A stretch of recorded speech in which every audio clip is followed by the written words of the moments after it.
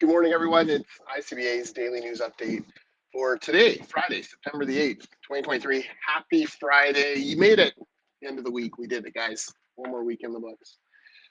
As always, you can find all the links to the sources of this news at the ICBAindependent.ca, www.icbaindependent.ca, easy for me to say. Of course, we can't post media links here because of the Trudeau government's ongoing foolish online news act and slap fight with Meta.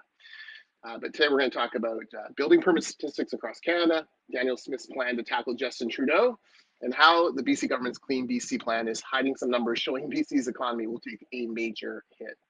So first piece of news, the latest building permit numbers are out from Statistics Canada, and they're down month to month.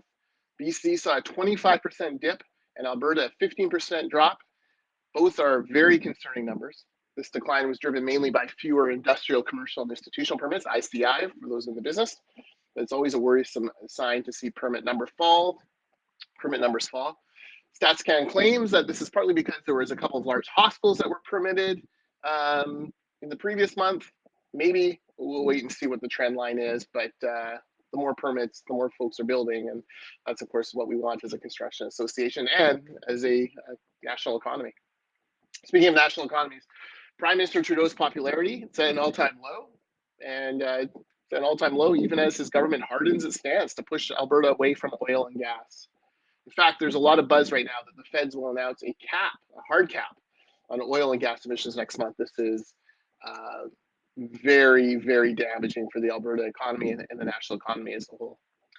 Meanwhile, though, Premier Danielle Smith's popularity is at an all-time high as she takes on the mantle as Alberta's chief economic defender. So if that oil and gas cap comes in, you can bet Smith is going to use every tool in her toolbox to fight this, including Alberta's Sovereignty Act.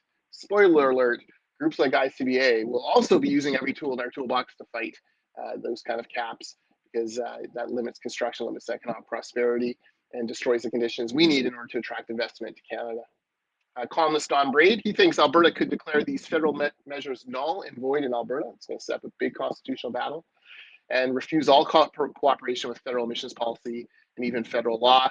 Again, we're headed down a path here that is very concerning, and we're calling on Prime Minister Trudeau to back off on this and actually engage the people of Alberta in this discussion on economic,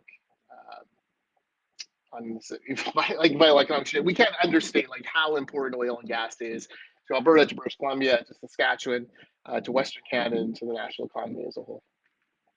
Finally, the Business Council of British Columbia, our friends there, continue to pull at the NDP's CleanBC plan, and the sweater is starting to unravel economically. BC's economic growth will be cut by a full percentage point every year from 2025 to 2035 if this plan is fully implemented. It's not what the NDP are announcing to the public, but that is what their own numbers are showing behind the scenes in the finance department. This would drive down growth to less than 0.5% annually after 2030. But even that meager number isn't really totally revealing. What little growth there is, that less than 0.5%, would actually come from population growth. Per capita British Columbia economic output would drop by 1.2% annually. Bad news. That means the EB government is literally planning to drive BC into a recession if you measure this on a per capita basis. Real income, annual income will fall by an average of $4,600 per resident due to CleanBC policies. We've talked about the effects of the carbon tax nationally. Pierre Poilievre has certainly seen his favorability numbers rise in places like Atlantic Canada, which saw the Trudeau carbon tax go up and their purchasing power for energy and gas go down. Now we're seeing what CleanBC would mean to that. CleanBC is going to clean out your wallet, is what CleanBC is going to do. So we'll be working with the Business Council of British Columbia and other stakeholders to try to further analyze this and to try to push back on the EB government. We can't be driving, BC cannot suffer economically for the sake of very little actually moving the needle on greenhouse gas emissions worldwide. We need to find a better way to do this. So that's our news. I wish I had better news for you today. Building permits down. We're headed for a big fight over oil and gas. And oh yeah, the NDP are about to put BC into a recession for their CleanBC plan. They can't all be sunshines and roses here on the ICBA AM Daily News. Thanks, Wes Backey, for your comments. Appreciate you watching. And we'll be back next week with more news from ICBA.